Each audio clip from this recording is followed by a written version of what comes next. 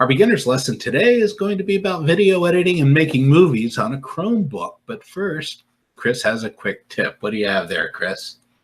Yeah, because I just had some fun this week with the iPhone's live photos and a feature that's just been there since iOS 11 called Bounce. And what you're seeing on the screen there is a sample. So I just took a photo. You just press A live photo. Press the shutter button, but if you have it set to taking live photos, it takes 3 seconds of videos.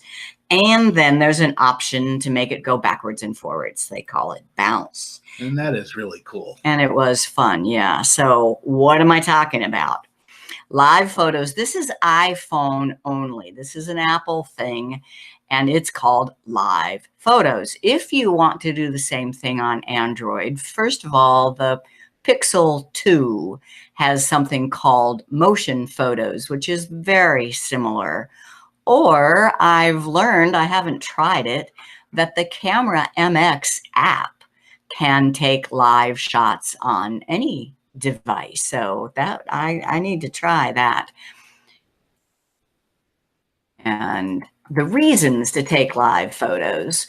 First, one thing that I really like about it is to get the right frame.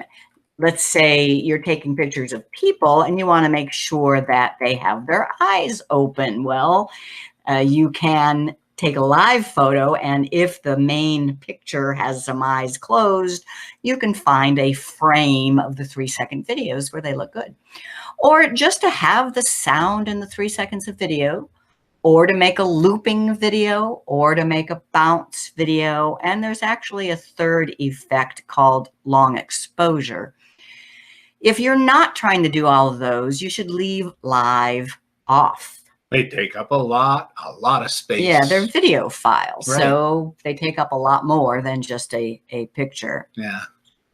Okay, so I will do a demo.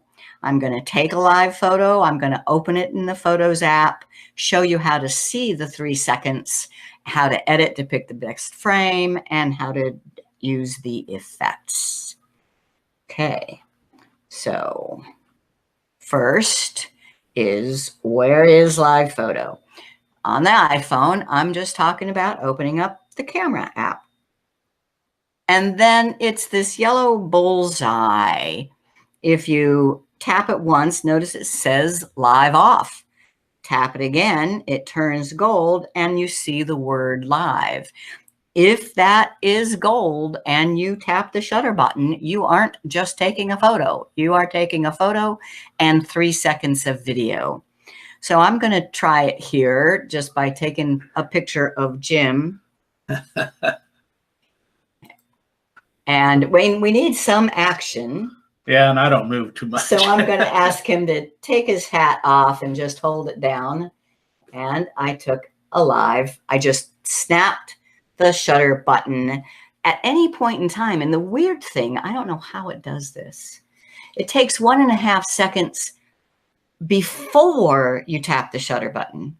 It's a time machine. It is. It's a time machine. So the camera must just kind of be gathering all the time. Mm-hmm. Anyway, that's what it does. So let's see what that looks like, the picture that I just took. And now Google Photos can show the motion in live photos, but the features I'm talking about are in the native Photos app. I call that Apple Photos. So I open that, and here is the photo, and it just looks like a photo, right? But if I hard press on it, that was in too close. That doesn't really see anything. But so I have some better examples later, but you see that if I just look at it, you're just seeing the photo.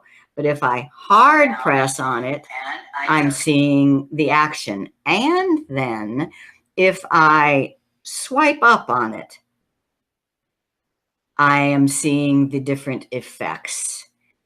And this particular shot didn't do it's not a very good example. So let me just show you an example that I took on the trip. So here. So, and this one is just a photo. So you see that this is just a photo.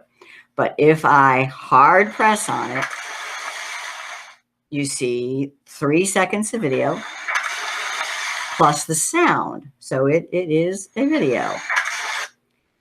Now, if I swipe up, I see the options for loop, and it's showing you what it's going to look like. If I tapped on loop, this photo would become a repeating 3-second video. And then the bounce, this is the fun one. So I tap bounce, and she forevermore keeps going into the water and coming back out.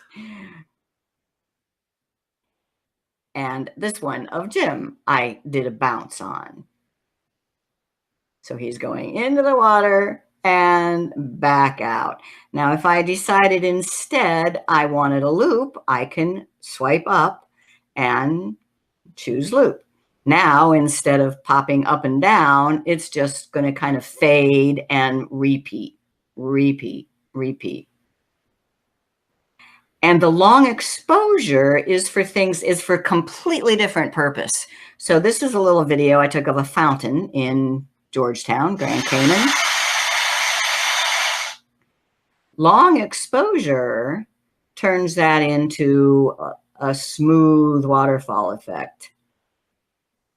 That's nice. I really like that. That is cool. Yeah. Yeah, I have a special waterfall setting on my Samsung camera, and I've used that in several different places, and it's really effective. But you have to put it on a tripod. You have to. I can't do it hand holding at all. Yeah. So now this probably isn't perfect. Perfect. It's pretty cool. It's the stingrays in as the artwork in the fountain are maybe a tiny bit blurry, but not bad. No, it's really not bad. Nice.